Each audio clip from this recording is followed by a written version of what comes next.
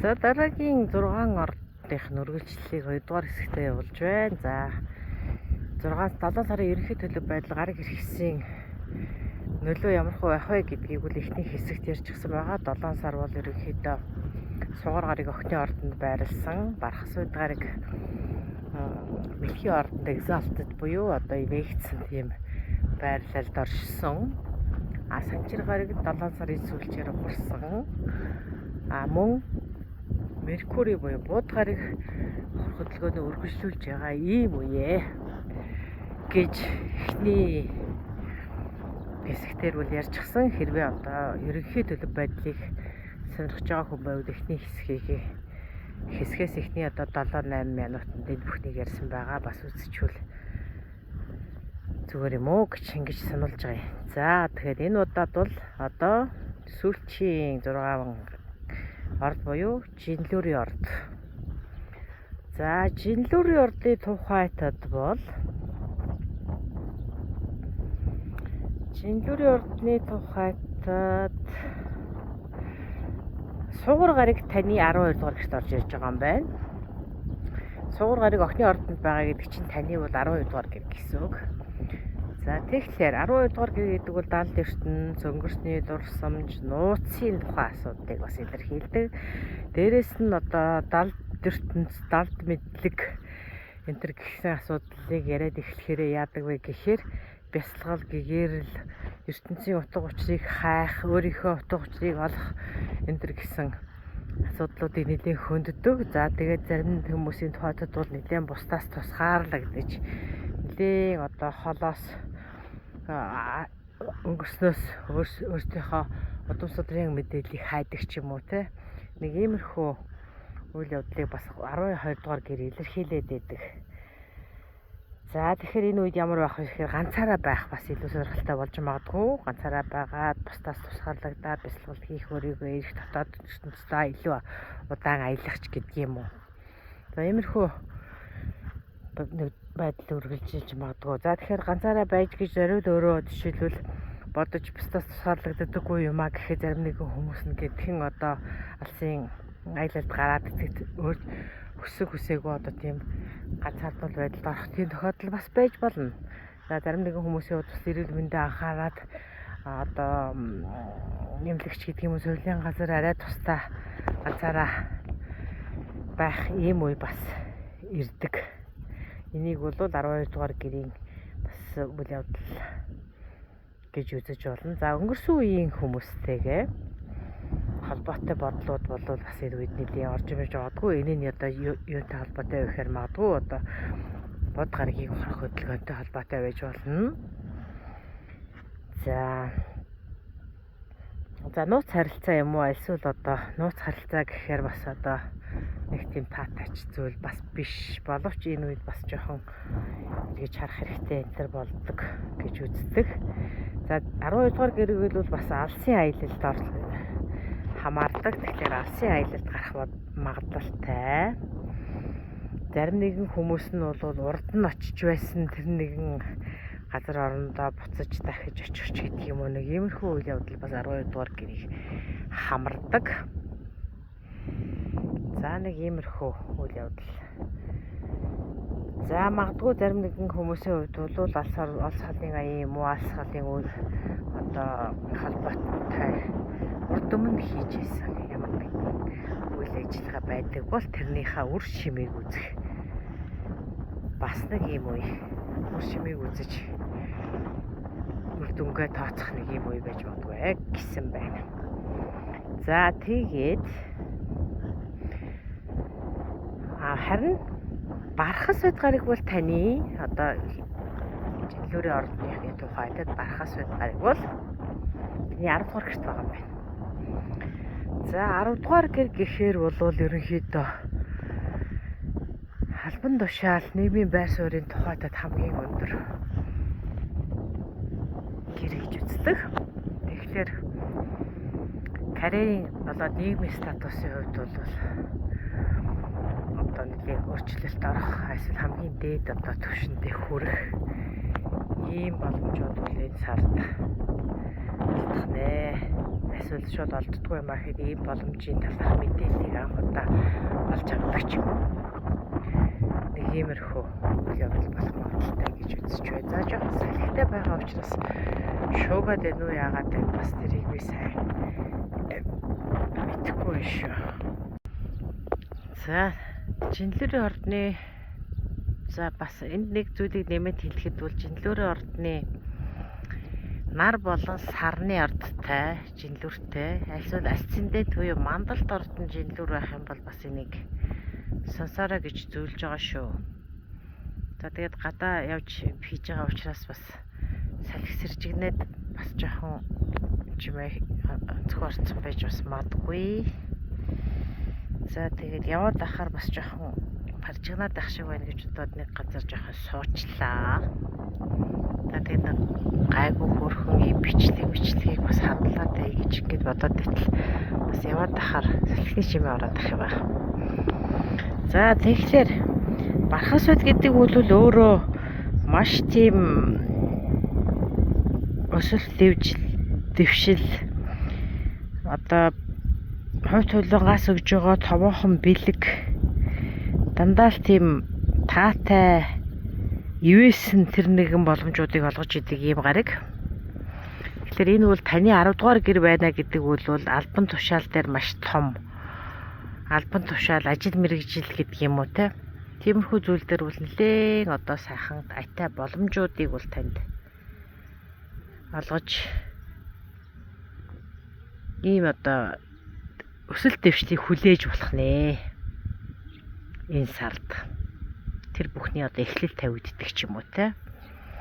Томоохон амжилтын одоо эхлэлийг энэ сард тавьдаг ч юм уу. Эсвэл одоо хэдийн тэр үйл ажиллагаа зарим нэгэн зүйлийг эхэлчихсэн байгаа бол тэрнийхээ үр дүнг үзэж тушаал дэвших, өсөх, дээшлэх энэ боломжуудыг бол та энэ сард харж болно гэж. Ерөнхийдөө бол нэр хүндүснэ. Зарим нэгэн хүмүүс бол одоо удирдлах албан тушаал томилогдно. Ер нь бол нийгмийн байр суурийг бэхжүүлэхэд их сайн үе гэсэн байна. За энэ хүрээд Жинлүүрийн ордны ерөнхийдөө би өндөрлөж байна. За дараагийнх бол Хилэнцэн орд. За Хилэнцэн ордын тухайд бол Бархас бод гараг биш ээ. Сугар гараг таны 11-р гэр. За тэгэхээр сугар гараг бол 14-р гэр гэхээр нийгмийн харилцаа, найз нөхдөд харилцааг илэрхийлдэг. Ерөнхийдөө бол таны мөрөөдөж ясан тэр ажил хөдөлмөр юу гэдгийг бүтээлч төсөл янз янзын үйл ажиллагаа байж болно шүү дээ. Нийгмийн харилцаанаас хүлээж байгаа юм уу? Эсвэл өөрийн үйл ажиллагаанаас хүлээж байгаа тэр нэгэн зорж тэмүүж мөрөөдөж ясан тэр зүйлийг одоо урагшлуулахад та тийм гэртээ орж ирж ийн гэсэн үг.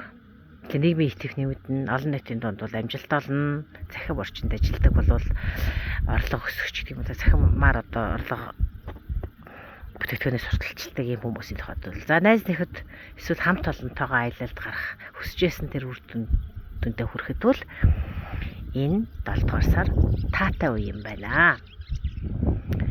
За Бархас бод гарагийн тухайд бол Бархас бод гараг таны 9 дугаар гэрт орж иж байгаа юм байна. Энэ сард.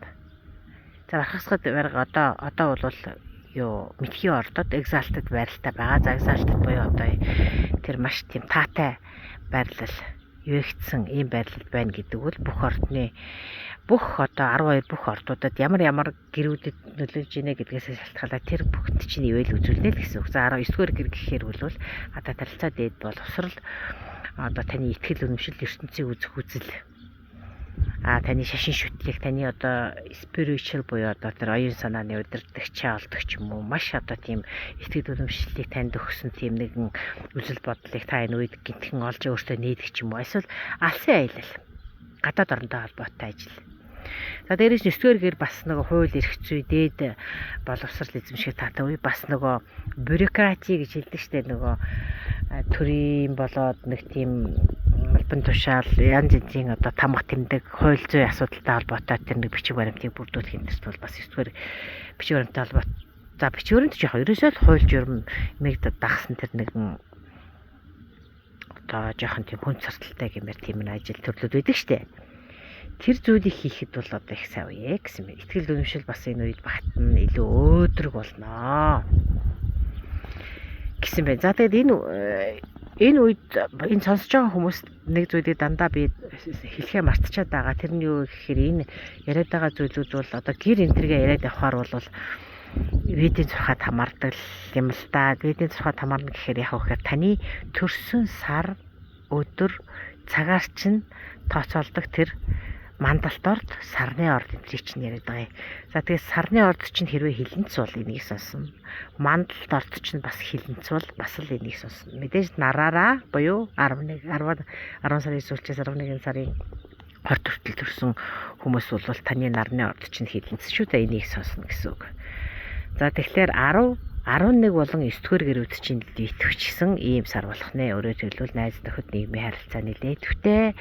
Аль эсвэл гадаад харилцаа дээд боловсрал шашин шүтлэг итгэл үнэмшил холын аянтай холбоотой энэ үйл явдлууд нэлээд идэвхжсэн, итгэл үнэмшил батжсан. Дээд боловсрал энэ тул нэлээд таатай нөлөө үзүүлсэн ийм сар байх нэ. За дараагийн орд бол номын орд. За номын ордын тухайтад бол сугар гарыг таны 10 дугаар гэрт байрлах нэ. 10 дугаар гэр гэдэг бол карьер, нийгмийн статус, таны одоо амжилт, таны зорилгыг чи илэрхийлдэг тэргээр. За сугар гарыг гэдэг бол хайр дурлалыг илэрхийлдэг, бүтээлч үйл ажиллагааг илэрхийлдэг. Бас үр хөөхтийг илэрхийлдэг, хайр дурлалыг илэрхийлдэг ийм гариг. За тэгтээ энэ нь таны 10 дугаар гэрт байна гэдэг чинь нийгмийн статус, нийгмийн байр суурь, ажил төрөлтэй холбоотой тэр асуудал нэлээд таатай. Өрнөнөө л гэсэн үг. Ажил дээр одоо харилцаа, удирдлагатайгаа харьцах харилцаа, статус, байр суурь, дипломат байдлаар шийдэх боломж олдох ч юм уу те. За магадгүй нэр хүндтэй одоо тийм албан тушаалын одоо боломж гарах ч юм уу, эсвэл албан ёсны тийм одоо нэр хүндтэй үйл ажиллагаа одоо нийгмийн байр суурийг илэрхийлэх одоо дандаа магадгүй одоо дандаа тийм нэр хүнд нөлөө бүхий хүмүүсийн дунд орж ажиллах эсвэл нэг үйл ажиллагаанд оролцох ч гэдэг юм уу те. Иймэрхүү карьер, нийгмийн ажил албан тушаалт чинь таатай нөлөө үзүүлсэн ийм үйл явдлууд энэ сард өрнөх нь одоо оролцож байгаа үйл ажиллагаанаас ч гэдэг юм уу, уулзж учирсан тэр хүмүүсээсээ бол карьерийн асуудалд чинь цаашдаа таатай нөлөөлөх ийм үйл явдлууд энэ сард өрнөнө. Энэ чинь сугар гаргийн нөлөө. За тэгээд мэдээж хайр дурлал, үр хөөхөд хоббитой холбоотой болохоор магадгүй одоо таны хоббигоо хөгжүүлээд тэр чинь нийгэмд нэлээ нэр хүнд байр суурь өсгөх ч юм уу те. Одоо жишээлбэл ном сум хийдэг, уралдаг хүн байж болно. Ягаад чи надад шууд ном сум хийдэг хүн гэл ороод ирлээ. Гэхдээ тийм бас байх албагүй шүү дээ. Зурдаг байж болно, бичдэг байж болно, уралдаг, сийлдэг, дуулдаг, уран сайхан тэр бүхнээр одоо өөрийнхөө тэр авьяасаа хөгжүүлээд тэргээрээ одоо нийгмийн статус чинь хэмжигддэг байж болно шүү дээ, тийм ээ. Тийм болохоор карьерийн асуудалд чинь тэр урлаг уран сайхан гэж яагаад яриад байгаа вэ гэхээр сугар гарыг бол дандаа тийм урлаг уран сайхан, гоо сайхан хобби битэлж үйл ажиллагааг илэрхийлэх болохоор хэлээд байгаа юм. За энэ хүн бол их эерэг нөлөөлөх нэ гэж бодчих чинь. За өөр нэгэн гаргийн нөлөөг бол энд ярьж байгаа. Тэр нь бол юу гэхээр бархас үд гараг. За дандаа өсөлт дэвшил, дандаа л одоо хувь талангийн бэлэг өргөж итгэлэх тэр үйл явдлыг илэрхийлээд байдаг тэр бархас үд гараг бол энэ удаа таны 8 дугаар гэрт энэ сард байх нь. За 8 дугаар гэр гэхээр ерөнхийдөө бол хамтын санхүү гэлдэг. Гэр бүлийн бизнес эрхэлдэг бол тэр чинь хамтын санхүү. Альсвал даатгал, өв залхамжлах энтрийг хариуцдаг гэрэлтэй тата талаасаа бол за жоохон хэцүү одоо хүндрэлтэй асуудал бас 8 дугаар гэрийг хариуцдаг. За энэ бол нэг жоохон тийм асуудал энтертэй холбоотой бас байдаг л да. Гэхдээ ерөнхийдөө тэр асуудлыг нь бол бид нэг айхтар хөндөж яхахын тулд тэр чинь заавал тэр хүний төрсөн өдрийнхэн зураг мургийг харж ижаар нөхөөс ш тэр нэг шууд ингээд ерөнхий зурлага дээр яриад явхад бол тааламжгүй хэцүү тийм юу байдаг л да. За амьдралын гүн ухаан, нууцлаг зүйлийг сонирхох, эзотерик мэдлэг энтрийг сонирхоход сонирхох асуудал бас 8 дугаар гэртэй холбоотой байдгийг. Нууцыг таньж мэдэх, амьдралын утга учирыг нөгөө талаас нь амьдралыг одоо жишээлбэл бодит биш танд харагдахгүй. Тэгээд далд нууцлах талаас нь харах тэр нэгэн мэдлийг сонирхох энэ төр бол бас 8 дугаар гэртэй болоод идэв. Тэгэхээр энэ 8 дугаар гэрт чинь бархас үед орж ирнэ гэдэг чинь тэр асуудал илүү гүндгий төвшөнд судлах сонирхолтой болдог ч юм уу. Тэгээд танин мэдхийн төвшөнд одоо танд айгуу тийм тата боломж олддог ч юм уу. Ийм зүйл бас байж болох юм. Гээд за ингээд таны номын ордны ерөнхий танилбыг өндөрлөе. За энэ зарим нэгэн ардуудад сануулхаа мартчихад байгаа зүйл бол номын орд зөвхөн одоо нараараа бус энэ чинь сар болон мандалт ордоороо сонсвол сайш. Өөрөөр хэлбэл таны төрсөн өдрийн чинь төрсөн гаргийн чинь зурлага зурлага дээр чинь сар хэрвээ таны номын ордонд байрлаж исэн бол сарны орд чинь ном гэсэн үг. Тэгээд асцендент буюу одоо яг төрсэн цагаа мэдж байгаа хүмүүс асцендент буюу мандалт ордоо тодорхойлсон байдаг. За тэр мандалт орд чинь хэрвээ ном байгаа бол бас эдвсийг сонсоо явчаарай гэж зөвлөж байгаа. За тэгээд хүрээд номын ордны төлөв байдлыг өндөрлөж байна. За дараагийн орд бол хумхын орд. Хумх буюу бомбч гэж нэрлэдэг. Хумхч гэж нэрлэдэг байгаа. Уучлаарай биш юм биш үү? Дараагийнхын шууд матар юм биш үү? Ном гэчээд матар гэдэг. За матрын ордны тухайтад бол сугар гараг. Сугар гарыг таны 9 дугаар гэрт байрлаж байгаа юм байна. Энэ удаад за энэ матрын ордны мандалт болон сар нар сар мандалт ордтой хүмүүс тамаатай. За нар сар мандалт орд гэдгийг бол ойлгохгүй байгаа бол ямар ч байсан өөрийнхөө төрсөн өдрийн гараг цаг төрсөн өдрийн жил сар өдөр цаг минутаараа тооцоод гаргацдаг. Тэндээсээ та хэрвээ сар чинь матарт байгаа бол бас мандалт орчин батарт байгаа бол сосноо л гэсэн үг. За түрүү гэхээр бол аялал гадаад харилцаа дээд боловсролыг хариуцдаг бас албан ёсны тэр одоо хууль эрх зүйн тэр нэг бичиг баримтыг хөөцөлдөх тэр ажлуудын тэр бол бас 9 дугаар гэрт хамаарат байдаг хил дамсан тийм одоо үйл ажиллагаа байж болно шүү дээ. Олон улстай харилцаа тийм харилцаанууд тэр ажлууд гадаад түвштэй холбоотой хамтын ажиллагаа энэтрийг 9 дугаар гэр хариуцдаг. За энэ асуудлууд бас нэлээд хүчтэй хөндөгдөх ч юм уу хууль одоо зүйн асуудал энэ төр байгаа бол тэр асуудлыг эв зүгээр шийдэх энэ төр тийм дата үе ирж байна гэж. За тэгээд ирээдүйгээ бол нэлээд өөдрөгөөр харах, төлөвлөх, алсын аялалд гарах энэ төрт бол матрын ордны матруудын тухайтад бол ийм дата үе гэж. Энэ бол сугар гарагийн төлөө шүү. Сугар гарыг таны 9 дугаар гэрт байрлалын төлөөр. За сугар гараг зөвхөн одоо аялал 9 дугаар гэрийн аялал энэ төр гэж ярихаас илүүтэй бас сугар гараг бол хайр дурлалыг илэрхийлдэг. Бүтээлч үйл ажиллагаа, үр хөөхөд, гоо сайхан энэ төрийг илэрхийлдэг. Гараг за энэ бүх асуудал таны 9 дугаар гэртэй холбоотой үйл ажиллагаа сугар гарагийн нөлөөтгөөр өрнөхнэ гэд ойлгочих болно. За ирээдүйн төлөвлөгөө холын аялал энэ төрт их сайн байх нэ гэж. Иймэрхүү төлөв байдал гарсан байна. За дараагийн нэг 7 сард нөлөөлөх өөр нэгэн гарагийн нөлөөг ярьж байгаа. Тэр нь бол буд гараг. Биш худлаа. За буд гараг бол яг ухрах хөдөлгөөнд байж байгаа. Би одоо ярих гэж байгаа зүйл бол бархас бод гараг. За бархас бод гараг болохоор таны хайр дурлал бүх төрлийн түвшлийн харилцааг илэрхийлдэг. 7 дугаар гэрт чинь байж байгаа юм байна. Тэгэхээр энэ сард бол бархас бод гарагийн нөлөөгөөр таны хайр дурлал болон түвшлэл харилцааны асуудал бол ивэлээ үзүүлнэ. Бархас бод гараг гэдэг бол дандаа л өсөлт дэвшил, өгөөмөр, адислал, ивэлийг илэрхийлээд идэг ийм гараг л да. За магадгүй зарим нэг хүмүүсийн хувьд бол одоо харилцаа одоо хайр дурлалын харилцаа албан ёсны болгох ч юм уу те. Аль эсвэл одоо бизнесийн түвшийн харилцаа, шинэ түвшийн харилцаа үсгэх эсвэл одоо хуучин харилцаагаа илүү гүнзгийрүүлж батжуулах энэ их сайн үе гэсэн байна. За хамтрагч бол таны хувьд бол бизнесийн болон гэр бүлийн ойр дотны хамтрагчдын зүгээс нэлээд тийм дэмжлэг туслалцаа боломж олгосон юм сар байх нэ гэж ингэж үзэж болох нэ. За будгарыг ухрах хөдөлгөөнд байгаа учраас түрэн будгарыг гэдэг хальт хэлээ явчихсан болохоор тэрийг бас тайлбарлачих. Будгарыг ухрах хөдөлгөөнд 6 сараас хойш ухрах хөдөлгөөнд байгаа учраас одоо 7 сарын 23-ны хүртэл бол ямар нэгэн бизнесийн түншлэлийн харилцаанд цоо шинээр эхэлж байгаа урт хугацааны тийм түншлэл мэслийн харилцаа эхэлж байгаа бол анхны тийм гэрээнд энэ гарын үсэх зурхад жоохон тийм удаашрал явагдах гэдэг тал байдаг. За дээрээс нь том одоо бизнесийн гэрээ хийх ч юм уу те эсвэл их үнэтэй зүйл худалдаж авах интерт бол жоохон таагүй байдаг. Будгарыг ухрах хөдөлгөөн.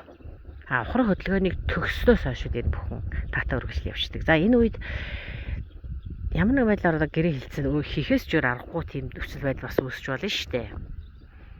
Тийм тохиолдолд яг үдэ хийчих болно л да. Гэхдээ нэг жоохон тийм саадл гарах гэдэг юм шиг санагддгийн одоо зарим нэгэн түншлэлийн харилцаач гэдэг юм уу. За альсвал тэр үед нь за яах вэ гэд худалдаад авчихсан үнэтэй зүйлүүд энэ төр бол заавал нэг асуудал үүсгээл дахиж солих 8 буцахч гэдэг юм нэг иймэрхүү зүйлээ бол будгарыг нөлөөгөр заавалчгүй илэрхихэд идэх шүү. Тэр яг санаад авчихсан үстэй. Зарим нэгэн хүмүүсийн бол энийг тоодгүй юм. Гэхдээ яа юм аль өнцгөөс нь яаж харсанаас шалтгаалдаг баха гэж.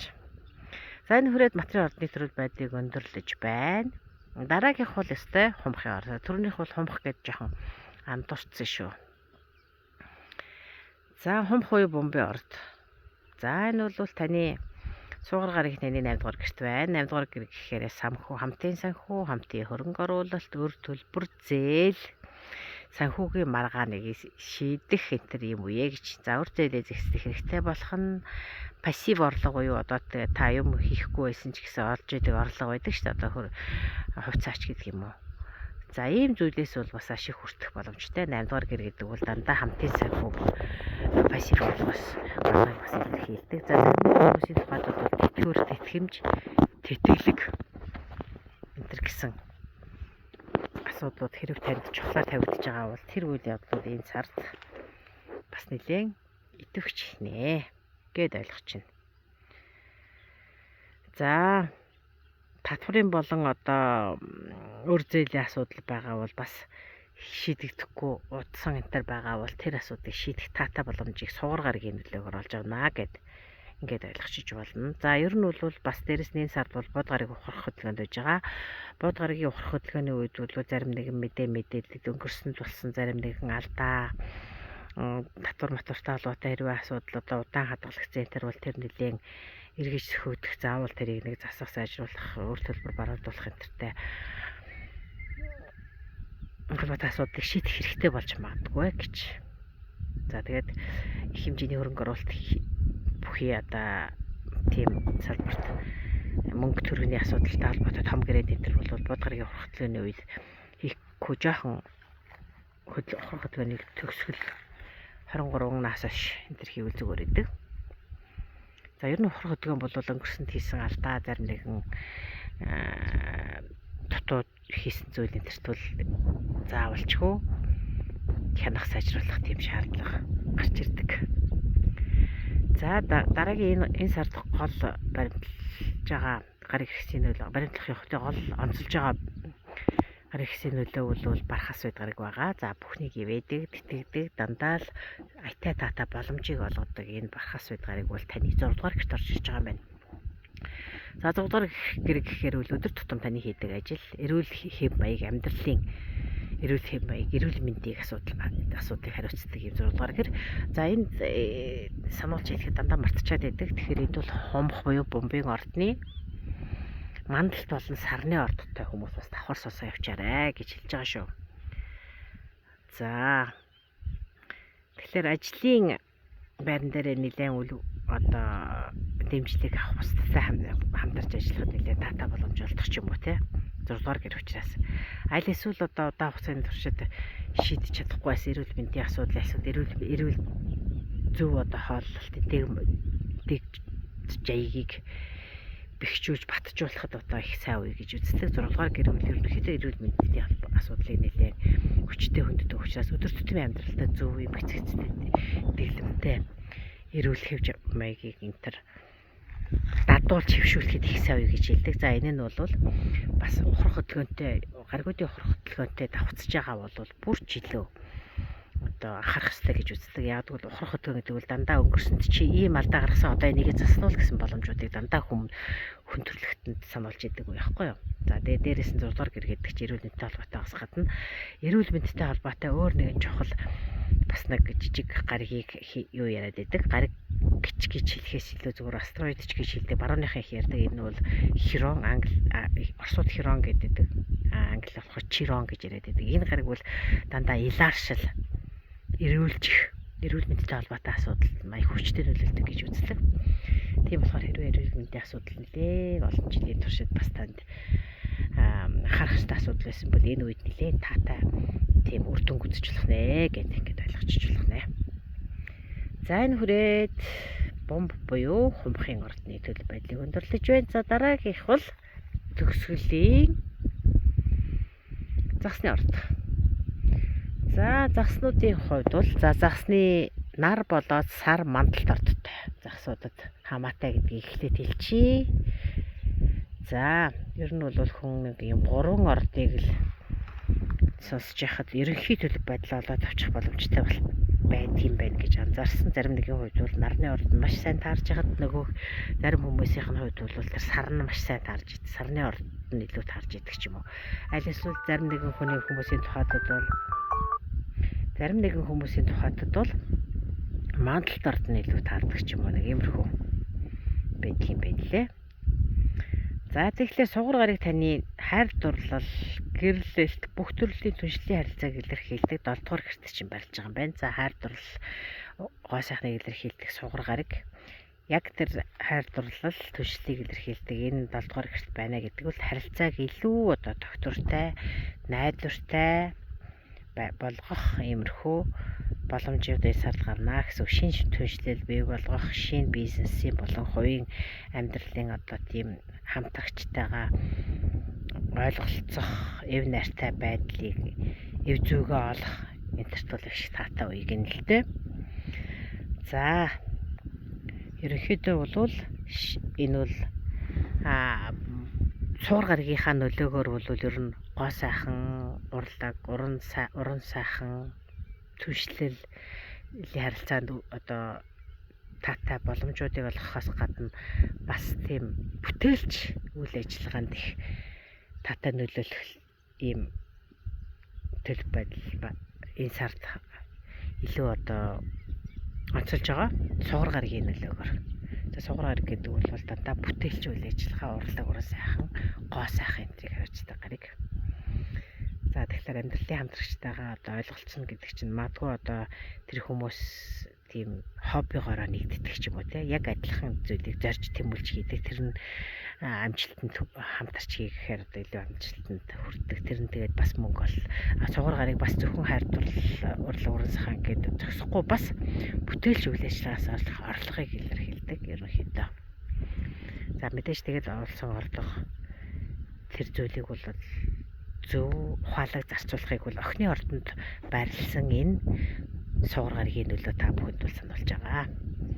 За охины ордон гэдэг бол аналитик шинжилгээч юм гариг. Тэгэхээр охины ордон бас загсны ордны бол яг эсрэг талд байрладаг болохоор бас аль альнд нь охины ордны тэр зурхаан төлөв байдал бол загсны ордонд бас нэлээд хүчтэй нөлөөлдөг. Яагаад гэвэл яг тэглэхийн дагуу нэг одоо тэглэхийн дагуу байрладаг юм ордууд гэж үздэг. За загсны ордны өөр нэгэн онцлог гариг бол ер нь загсуудад бол хайр дурлал энэ сард маш хүчтэй байх юм байна.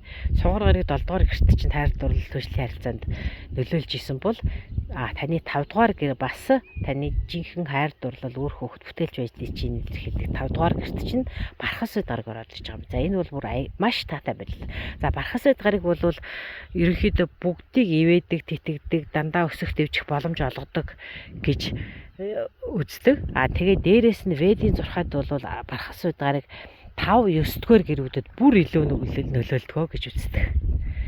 5, 9, 12 дугаар гэрт гэж хэлдэг баха. Тийм болохоор Бархас Шидарыг таны 5 дугаар гэрт байж гэнэ гэдэг бол бүтээлч харилцаа, бүтээлч үйл ажиллагаа, үр хөөхөд хайр дурлалтай холбоотой асуудал маш их аз жаргал, баяр баясгалан авчирна гэсэн үг. За бүтээл төслүүд гэдэг түрүүн бас нэг хальт дурдсан энэ төслүүдэд бол амжилт олно. Дуулдаг, хурддагч байдаг юм уу эсвэл одоо урлаг уран сайханд хүчээ үздэг, аль эсвэл зурдаг, бичдэг, сэлдэг, уран бүтээлч хүмүүстээ илүү таатай амжилт, баяр баясгалан авчрах юм уу гэж. За хайр дурлалын харилцаанд бол шинэ таатай үе ирж байна гэж байна. За ер нь бол энэ Бархас Шидарыг бол энэ удаад Мэлхийн ордонд exalted барилд байгаа гэдэг чинь бол эвэгцсэн тийм таатай барилд байгаа гэсэн. Тэгэхээр энэ exalted барил нь таны 5 дугаар гэрт байж гэнэ гэдэг бол бүр илүү 5, 9 дугаар гэрүүдэд илүү юу гэдгээ гэдгийг бас дахин хэлчихье. За ингээ хүүхдүүдийнхээ амжилтаа бахархах, альсууд хайр дурлалын шинэ харилцаа танд аз жаргал авчрах, альсууд бүтээлч үйл ажиллагаанаас сэтгэл ханамжийг авах юм таатай үе ирж байгаа юм байна. За энэ хүрээд 7 дугаар сарын ерөнхий төлөв байдлыг өндөрлөж байна. Дараа уулзъя та бүхэнд энэ хүртэл сонссонд баярлалаа. Ингээд анх удаа ингээд гадаа явж агаад уцаар хийж байгаа. Тэгэхээр энэ жоохон салхины чимээний дээрээ асуудал байгаа бол бас өршөөж уучлана биз. Тэгээд надад бас тусалж ингээд орд болгоны цагийн тэмдэглэгээ буюу тайм код гэдгийг оруулж өгөөд байдаг энэ хүмүүст тусгайлан баяр хүргье.